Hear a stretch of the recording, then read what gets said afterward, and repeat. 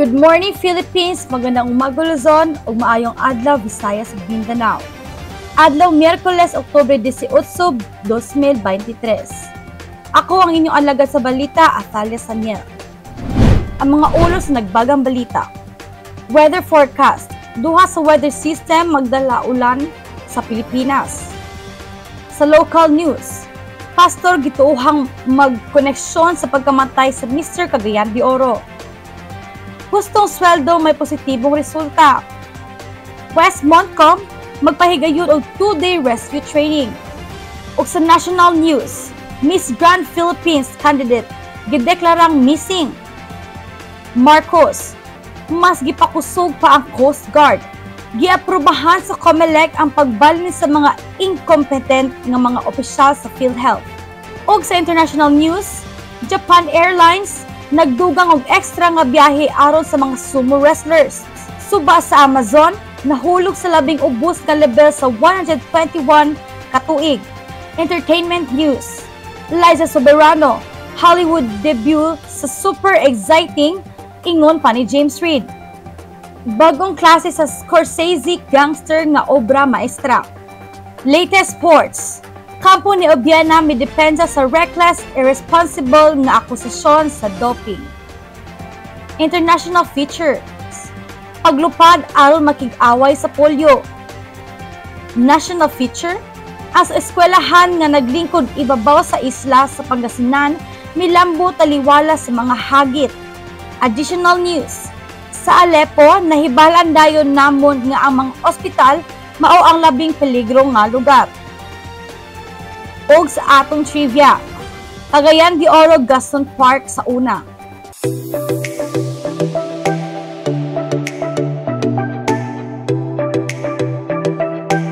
Kung magpadayon kitag paminaw og news dari sa Pinoy Rob News Channel. Sa atong weather forecast, duha sa weather system magdalag ulan sa Pilipinas. Ang Weather Bureau sa Pilipinas miulat nga nagnorte sila nganong hangin sa ibabaw sa kalibutan nag-igos sa extreme northern Luzon. Uban sa ubos nga bahin sa usa ka low pressure area na nagdala og ulan-ulan sa lain-laing bahin sa nasud. Ang LPA nga anaa sa 980 kilometers nga kalayoon sa kanako sa Central Luzon, ang dili gapasabot nga makahatag og direktang epekto sa nasud tungod kay naglakaw kini paingon sa kalabing lawas sa Asya.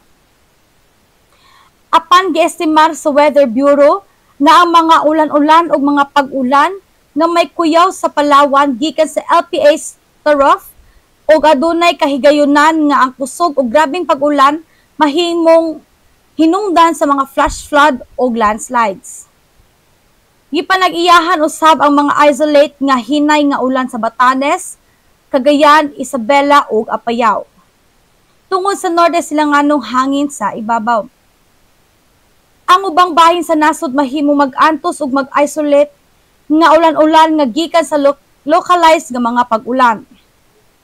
Gihatagan usab og prediksyon nga mahimong makita ang kasinatian sa weather sa moderado ngadto sa kusog nga hangin ug moderado ngadto sa kusog nga kabarangan sa northern ug central Luzon. Apan walay galing warning nga gi-issue.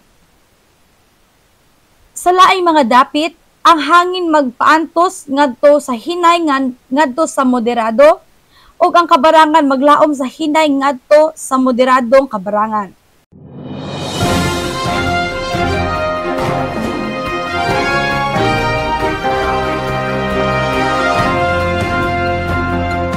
Sa local news, pastor gituuhang nay koneksyon sa pagkamatay sa Mr. Cagayan de Oro. Sa Barangay Lapasan, Cagayan de Oro City, niadto Oktubre 16, 2023, gidakob sa kapulisan si Denver Andales, usa ka senior pastor sa usa ka Baptist nga simbahan, ug iyang kauban nga pastor si Juther Nonot diha sa ilang koneksyon sa pagpatay kang Mr. Cagayan de Oro candidate Adrian Rovic Fornelius niadtong Mayo 9, 2023. Ang pagkadakop gisundan sa warrant nga gipagawas ni Judge Marites Filomena Rana Bernales alang sa kaso sa pagpatay. Si Fornelius, usa ka 24 anyos nga mag-aaral sa kolehiyo, gigubaan og kinabuhi sa Barangay Nazareth, Cagayan de Oro City ug ang pagkakulong nila maoy bahin sa pagkadayong investigasyon sa kaso. Mga bulan human sa pagpatay, mibuto ang mga akusasyon batok ni Andales sa social media nga nagingon nga adunay relasyon siya sa uyab ni Fornillos ug giila siya nga bahin sa plano sa pagpatay. Apan giangkon ni Andales nga wala niya ni gibuhat ug nagkanayon nga nailan niya ang uyab sa biktima pinaagi sa mga kauban. Padayon ang imbestigasyon sa kapulisan sa kaso nga may kalambigitan sa dugang mga suspetsado nga gikasangkapan sa pagkapatay kang Fornillos. Hustong sweldo may positibong resulta. Ang 2023 salary guide gikan sa online job portal nga JobStreet nagpakita nga ang mga sweldo sa Pilipinas nagpabili nga halos pareha sa ubang industriya o depth specialization karong tuiga nga positibo nga nag-ambit sa kumpiyansa sa konsumidor o pagpabilin sa mga abilidad sa trabaho. Sumala sa report, 97.6% sa mga industriya nag-uluhanay sa steady nga sweldo, samtang 1.2% ang nagtambong o 1.2% ang niubos. Ang kahinaman nakita nga nagtabang alang sa mga nagtrabaho o mga empleyado nga naghatag og matinud-anon nga palibot alang sa mga desisyon sa pag-employ o nagpalambo sa kagawasan sa pinansyal alang sa mga trabahante. Gila sa studiya nga kini nga kahinaman gipas-anan sa 7.6% nga ekonomikanhong paglambo sa 2022 human sa pandemya nga miresulta sa pagpahimulos sa mga kumpanya sa ilang mga sweldo samtang nagnormalize ang merkado sa trabaho. Gi-highlight usab sa report ang importansya sa pagdaghan sa mga benepisyo aron makatag-at og mga profesional samtang ang mga nagpangita og mga trabaho nang tanaw usab sa ubang bahin gawas sa sweldo sama sa work-life balance ug daghan pang insensitibo sa paghimo og desisyon sa ilang pagtrabaho. Westmoncom magpahigayon og 2-day rescue training. Ang aktibo og reserbang mga sundalo miapil sa duha ka adlaw nga water search and rescue nga pagbansay sa Zamboanga City. Sumala ni Major General Steve Crespillo, hepe sa Western Mindanao Command, ang pagbansay nga gipahigayon sa Vista Del Mar Resort sa Calarian Village gikan sa Oktubre 14 ngadto sa 15 naglakip sa nagkalain-laing mga kalihukan sama sa swimming proficiency demonstrations, lectures ug mga pagsulay sa life-saving techniques ug basic life support. Gipasiugdahan sa 8th Special Action Company sa Philippine National Police Special Action Force ang pagbansay nagtumong sa pag-refresh ug pag-synchronize sa kahibalo, kahanas ug mga techniques sa reserba ug aktibong mga personahe sa water search and rescue operations. Gidayeg ni Major General Crespillo ang malampusod nga paghigayon sa pagbansay sa Office of the Assistant Chief of Unified Command Staff for Reservist and Retiree Affairs, nga nagpasiugda sa importansya niini sa pagdugang sa kahibalo sa pagsangkap sa mga personahe sa gikinahanglan nga kahanas alang sa water search and rescue operations. Ang komprehensibo nga pagbansay sa WASAR nagsilbi nga usa ka bilihon nga plataporma aron mapalambo ang mga kapabilidad sa aktibo o reserba nga mga personahe sa militar, pagsiguro nga sila andam sa husto nga mga kahanas o mga teknik alang sa epektibo nga mga operasyon sa pagpangita o pagluwas sa tubig, sumala ni Major General Crespillo.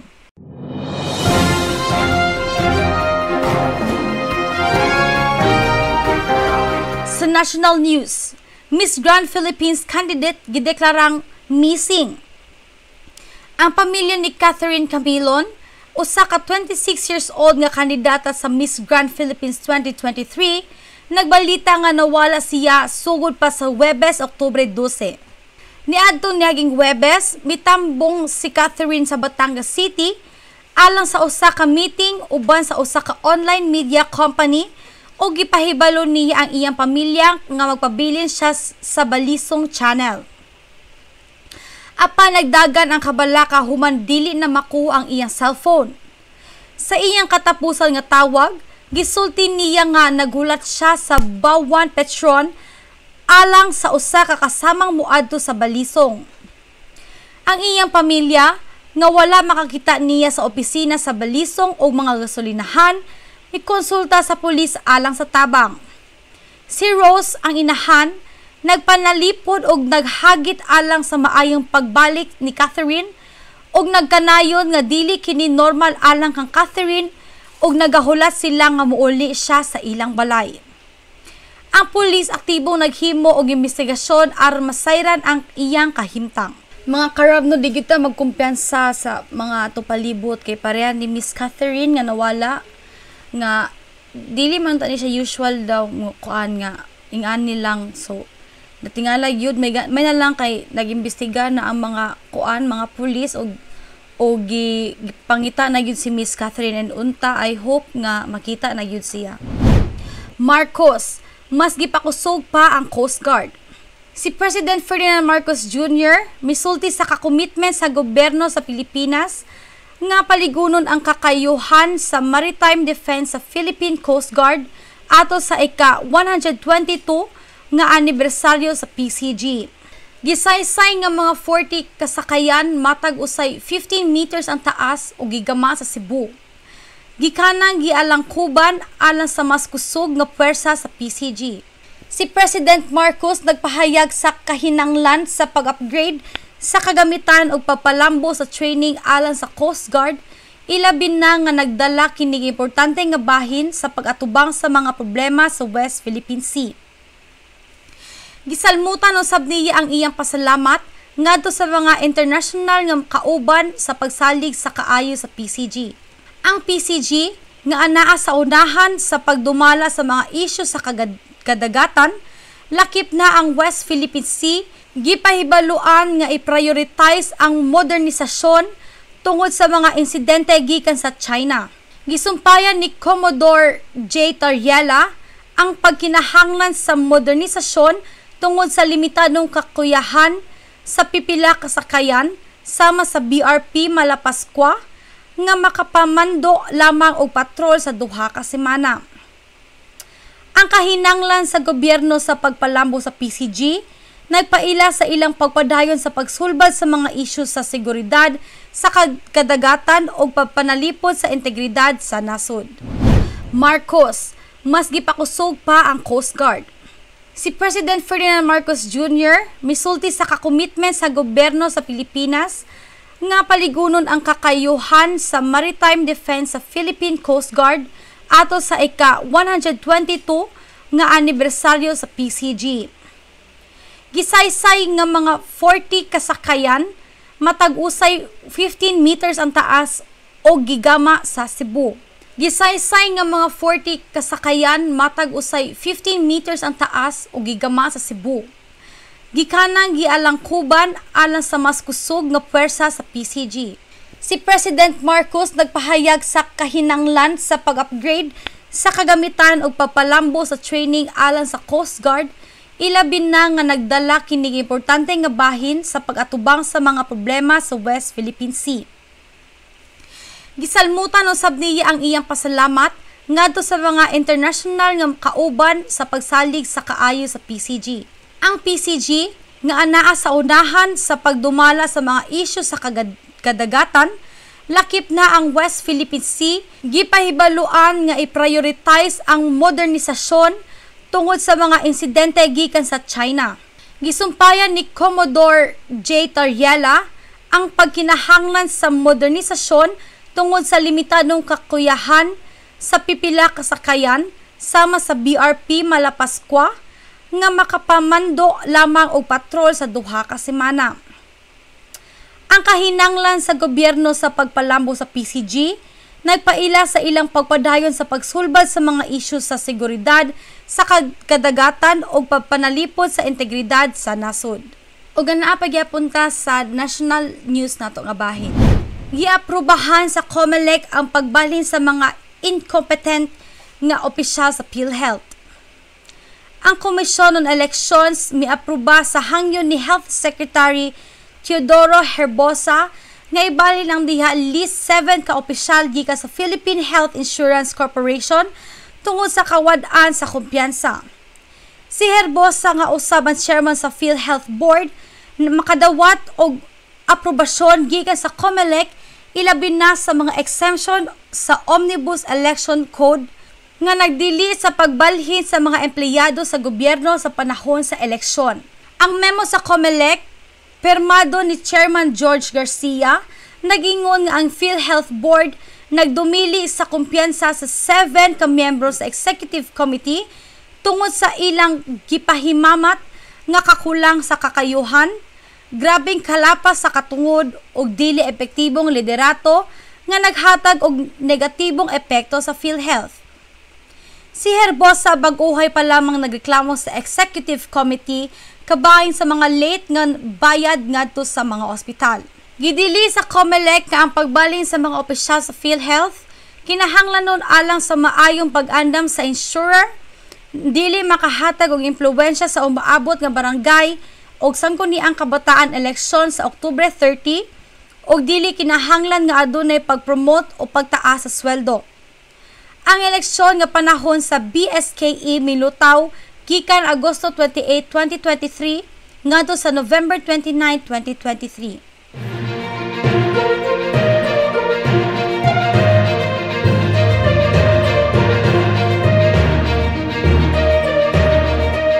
Og sa international news, Japan Airlines nagdugang og extra nga biyahe aron sa mga sumo wrestlers. Ang Japan Airlines nag-uban og last minute nga mga kausaban aron masuwayan ang sobra nga gibug-aton sa mga sumo wrestlers nga naglakbay padulong sa Amami Oshima alang sa usa ka sports festival. Duha ka eroplano nga magsugod sa Haneda Airport sa Tokyo o sa Itami Airport sa Osaka nga nag-antos sa katalagman nga mulapas sa mga limitasyon sa gibug-aton tungod sa average nga gibug-aton sa mga sumo wrestlers nga mulampo sa 120 ka kilograms o 264 pounds matag usa. Ang pagunahon sa kakulang sa fuel capacity sa mas gamay nga eroplano nagdala kang JAL sa pagbalhin og 14 ka mga sumo wrestlers aron mulakbay gikan sa Haneda Airport sa gihapon sa Itami nga usa sa kagamay o pangunahing domestikong airport. Bisan pa sa mga kausaban, naghatag og kasulahayan ang pagbalik gikan sa Sumo Festival diin ang tulo ka high school sumo wrestlers nga mulampo sa 140, 130 o 110 ka kilograms nagpakigbahin og mga lingkuranan sa mas gamay nga eroplano. Ang panghitabo usab nagdala og atensyon sa kaagi sa pipila ka mga airlines sama sa Korean Air ug Air New Zealand nga nagtimbang sa mga pasahero og ilang bagahe isip bahin sa seguridad nga pagsusi bisan dili kini kinakina nga praktika sa hapon. Subas sa Amazon nahulog sa labing ubos nga level sa 121 ka tuig. Ang mga subas sa kasing-kasing sa Amazon rainforest sa Brazil nahisakop sa ilang labing ubos nga level sa sulod sa usa ka siglo tungod sa grabeng kakulang sa ulan nga nagdala og kagubo sa kinabuhi sa libuan ka tawo ug naghimo og kadaot sa ekosistema sa kagubot.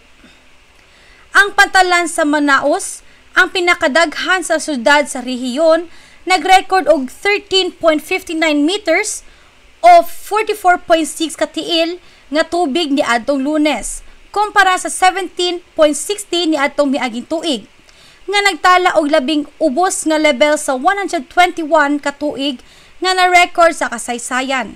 Ang mga sangputanan sa Amazon naginahinay nga nakaligsanay, nagbilin og mga barko nga na-stranded og nagputol sa supply sa mga remote nga mga banwa nga nakaapekto sa labaw sa 481,000 ka mga tawo hangtod Lunes. Ang kakahuyan gipasumangi sa El Nino klima phenomenon og gikasub-an nga magpadayon hangtod sa dili mosunod sa Disyembre nga gipakusgan sa nagkadaiyang trend sa global nga pag-init.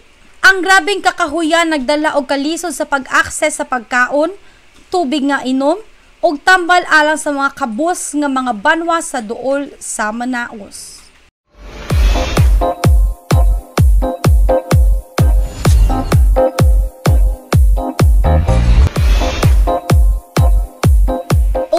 na ta sa atong entertainment news nga bahin. Liza Soberano, Hollywood debut kay super exciting ingon pa ni James Reid. Gipahayag ni James Reid ang excitement sa Hollywood debut film ni Liza Soberano nga Lisa Frankenstein. Gipahayag ni James Reid nga excitement sa Hollywood debut film ni Liza Soberano nga Lisa Frankenstein. Ang pelikula nga gishoot ni Soberano sa tunga sa tuig 2022 giistorya alang sa theatrical release sa US ni atong Pebrero 9, 2024. Sa usa ka interview sa paglunsad sa usa ka linya sa eyewear sa Taguig City, giila usab ni Reid ang iyang mga kolaborasyon sa musika uban sa South Korean rapper nga si B.I. kanhi sa boy group nga Icon. Ang gianunsyo nga petsa sa pag-release sa pelikula nagdugang sa excitement bisan pa sa international. Grabe no, exciting daw kayo ni nga pelikula ana si James Reid. So ato niya abang-abangan kay basig hapit na po ni siya mo release. So ato ni siyang kuan kanang tan-awon kung unsa gyud ka tsada kini ug unsa ka exciting.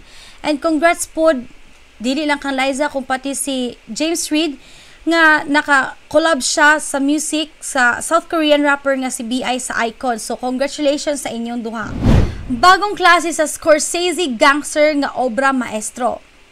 Ang Killers of the Flower Moon nga giila ni Martin Scorsese isip iyang una nga western nagtuki sa tema sa Amerikanong gangsterism, labaw na ang kolonyal nga bahin nga nagtarget sa mga katigulangan nga mga tawo. Ang pelikula naghisgot sa Reign of Terror nga gipas-an sa Osage Nation sa 1920s. Human na diskubrehan ang lana sa ilang yuta.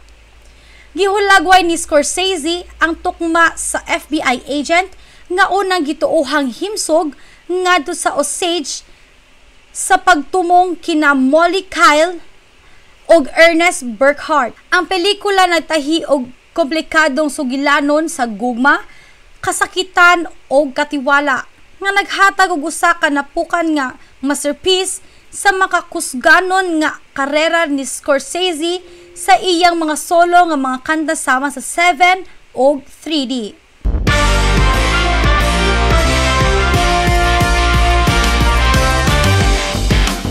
Ug sa sports news, kampo ni Obiana midepensa sa reckless, irresponsible nga akusasyon sa doping. Ang mentor ni EJ Obiana nga si James Michael Lafferty mipahayag batok sa mga alegasyon nga siya nadakpan sa doping, gisumpay ang maong alegasyon nga walay pahuway og irresponsable. Sa usa ka pangsulti sa sports desk sa CCN Philippines, gikomendahan ni Lafferty ang personalidad ni Obiana. Sa pagtagad nga dili lang siya maayo nga atleta, kundili usa sab kamahinayon nga tawo nga adunay makalilipay nga pamaagi sa iyang kaugmaon gawa sa pole vaulting. Ang akusasyon sa doping nga nag-originate gikan sa usa ka comment sa Facebook ni Anais Lavillani, asawa sa kanhi world record holder nga si Renaud Lavillani, nagpasabot nga si Obiana nagdope sa iyang pagtaas sa ranggo sa pole vault. Giingon ni Lafferty nga walay gidapigan nga drug test si Obiana o misulay niya nga himuon ang usa ka sertipikadong polygraph test aron pagpalikon sa ilang kaso.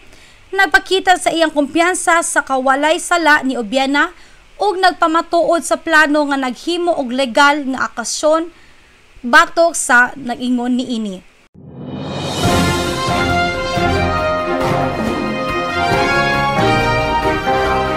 Ug anian nata sa international feature. Paglupad aron makig-away sa polio. Si John Oakenfels ug Peter Tihen nagsugod sa usa ka mapanghasot nga 3 ka bulan nga plano libot sa kalibutan gamit ang ilang single engine nga Cessna 210. Ang konsepto mitubo sa 2018 sa dihang si Tihen, usa ka piloto sukad sa 1972, nagunahuna sa ideya sa paglupad sa tibuok kalibutan. Nakurat iyang asawa si Janet kinsa nagdahom nga mawala ang ideya. Gisusi ni Tihen ang posibilidad og nakahinapos nga mahimo ang ambisyoso nga paglupad. Si Janet nga magduha-duha gihapon mihagit sa usa ka hagit. Dili ka makaadto gawas kung makit-an nimo ang usa ka tawo nga sama kanimo nga buang nga muuban kanimo. Sa iyang katingala, nakita ni Tihen ang maong tawo sa ig-agaw ni Janet, si John Okenfels, usa ka miyembro sa Rotary Club nga nailhan sa iyang mapanghasong espiritu o pagpanag-iya sa tulo ka eroplano. Nagdugang og humanitarian touch sa ilang adventure si Tihen og Okenfels sa pagtigom og pundo para sa polio eradication nga misaad sa pagtabon sa mga galastuhan sa biyahe sa ilang kaugalingon. Ang ilang mga plano nag-atubang sa daghang mga kapakyasan.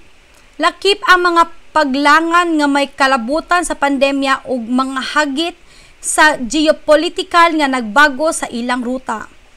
Apan ang ilang dedikasyon ang ilang baon sa madaugon nga misyon.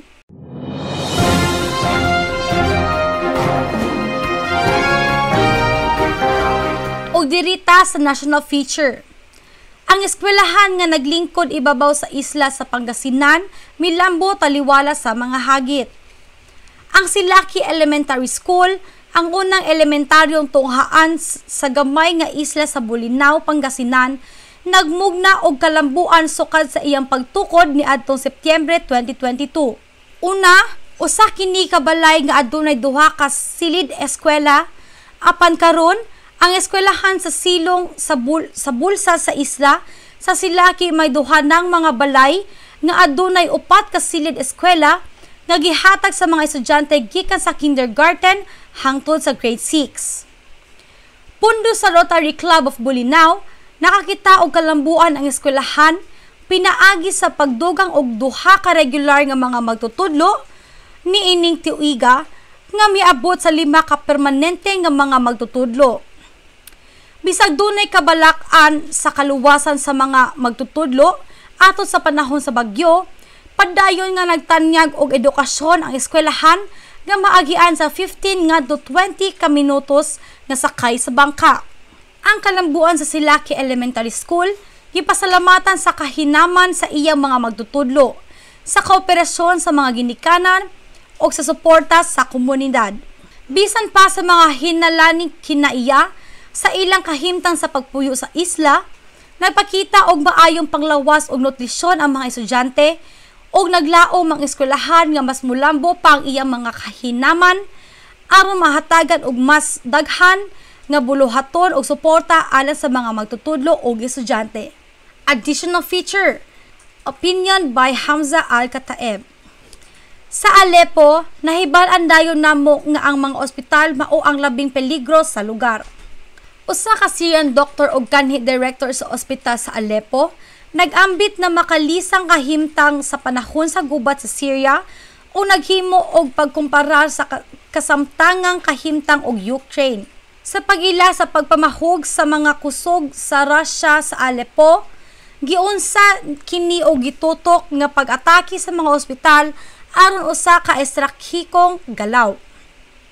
Bisan pa sa mga kalisod o pagsikway sa libuan ka mga tawo, gibutyag sa manunulat ang usa ka malalim nga koneksyon sa Aleppo ug ang gugma sa paghimulo sa mga may sala.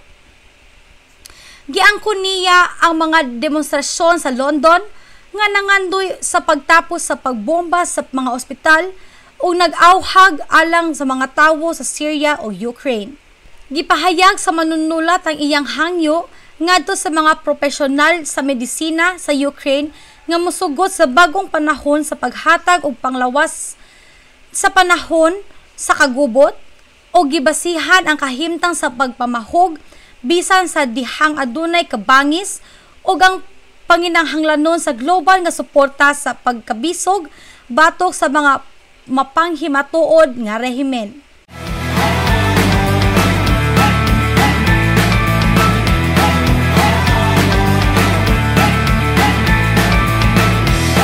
Sa Trivia CDO, Cagayan de Oro Gaston Park sa una. Ang daan nga Gaston Park sa Cagayan de Oro nga anaa malapit sa St. Augustine Cathedral ug ang gipahimuslanong Old Water Tank Museum naglangkob isip usa ka importante nga landmark sa kasing-kasing sa syudad. Ilhanan sa iyang tinday nga punuan o sa kalinis o kaimol nga palibot, ang park maoy paborito sa tanang kagamay o kadako alang sa mga pasaulog sa pamilya o pag-ubanay sa mga higala. Usa kini ka ideal nga lugar alang sa pagtinabangay sa pamilya o mga picnic nga may kalimpyo o malamig nga palibot, labi na sa mga panahon sa Sabado o Domingo. Lintong sa kasaysayan, ginganlan ang Gaston Park ngadto kang Segundo Gaston. Usa ka mayor sa una nga gyera o gigamit kini sa lain-laing mga katuyuan. Lakip ang pagkaelehi sa mga kriminal nga Kastila ug usa ka lugar sa pagsanay alang sa mga lokal nga mga revolusyonaryo ato sa pagpangulo sa mga Amerikano. Human sa ikaduhang gubat sa kalibutan, ang gobyerno sa Hapon nagregalo og mga cherry blossoms nga gipangtanom palibot sa park. May kaysaysayan nga kahulugan ang park tungod kay dinhi gipahigayon ang Battle of Cagayan de Misamis ni adtong 19,000. Nga gisaysayan pinaagi sa usa ka National Historical Institute maker nga gipatindog ni adtong 2000. Ang hangyo alang sa dugang nga mga lumad nga litrato sa Gaston Park ug Cagayan de Oro ginaamgo og gipahibalo ang mga tawo nga isangyaw kini alang sa kaayuhan sa mga sunod nga henerasyon pinaagi sa cdopedia@gmail.com. Una na po may interview nga lain batch about sa Nipah virus, do wala pa siya nakasulod, pero amo lang silang gipangutanaon silang mga buhaton pagpangandam og sila mga buhaton kung in case nga mosulod na ang Nipah virus ato ning tanawon. So, welcome to Pinoy Rob News Channel, and karon nanapod sa atong bahin nga mag-interview tag mga tawo. Part 2 ni siya sa atong kuan kung unsay kuan sa Nipah virus, unsa ilang stand ani. So mangutana ta. Hello sir, say mo name? Mark. Mark, kana wala pa man nakasulod ang Nipah virus sir, pero unsay kanang kuan nimo ani panlantaw nimo ani? Dili lagi hapon siya kumpiyansahan tungod kay sa atong nahibalan sa balita. Sagid siya sad sa kuyaw na klase sa virus tungod kay makapatay gid ni siya o delikado gid ni siya alang sa tanan. That is why mas maayo gyud nga mahimo gihapon tag magbinantayon, and kung mahimo padayon ta mo sulot maggamit sa atong mga mask kay dili nato mahibalan ang dagan sa panahon karon basin unya og kalit lang mudaghan ang cases aning Nipah virus. So unsa may mga pagpangandam nga imong buhaton sir para aning Nipah virus? Kanunay lang gyud proper hygienes, and then likay lang gyud sa mga crowded nga mga tao, and then wear mask. And magkuan po ta, magsulod po ta sa mga protocols sa mga public nga mga lugar sir no? Mao gyud na siya, kinahanglan attentive ta o maminaw ta sa mga advisories nga ginahatag sa tuwa sa ato ang gobyerno. So naana pud ta karon no sa gawas, so mangita pa tag isa ka person para atong ma-interview kung silang stand sa Nipah virus. So ma'am, mo si mo name? Ako day si Elon. So ma'am, nadi kuan ka na wala pa man siya nisulod sa ato pero ang Nipah virus same daw siya sa COVID-19. So unsay ka nang panlantaw nimo ani nga virus? O kani siya nga virus na dili lang gid gyapon nato sa kumpiyansahan. So kinahanglan nga magamit gyapon ta og face mask. Naman tay ubo o wala, kinahanglan hunaw-hunaon gyapon nato ang protection nato. So para dili pud ta makatakod sa uban. So kana lang. So angay pud ta magkuan sa protocols, magsunod sa protocols sa public nga mga places ma'am no? Yes, kinahanglan gid gyapon nato na buhaton.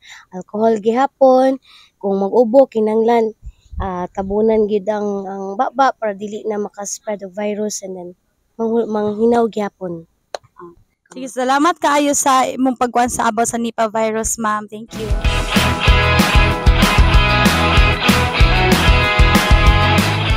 Ug para sa atong Christmas countdown, aduna na lang tay 68 days before mag-Christmas.